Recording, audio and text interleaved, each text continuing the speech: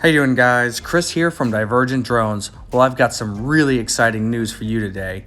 When we saw the news about this concept of a vlogger camera from GoPro, we weren't really impressed and we were hoping they didn't forget about the new session. We've been really big fans of the Hero 10 with its performance updates, and we've been using it a lot as an action camera.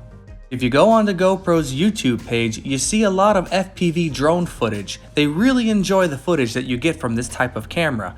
You may even see a few from the rock crawling RC vehicles as well. And in good fashion, GoPro did not disappoint. Here we have the GoPro Hero 10 Bones. Previously, the only way to reduce weight from a stock GoPro Hero 10 was to remove the battery and use a balance port plug to run it on 5 volts. If you wanted to save any more weight, you'd have to go with decasing the GoPro and putting it in a case like this, or possibly buying a self-made version for about $400 to $500.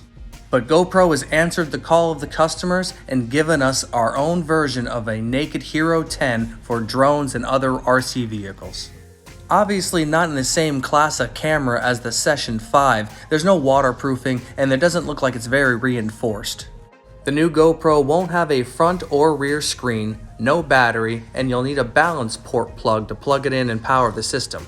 But we are going to get a serious weight reduction with an impeccable video quality. The GoPro Hero 10 Bones is going to cost about $400, and if you have a GoPro subscription, it'll cost you about $350.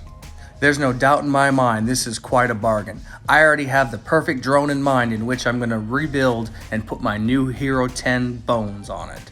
GoPro has really come out swinging and meeting the needs of the consumer by producing this lightweight action camera. Stay tuned for more updates. I'm sure there's more to come. Thanks for watching, and don't forget to like and subscribe.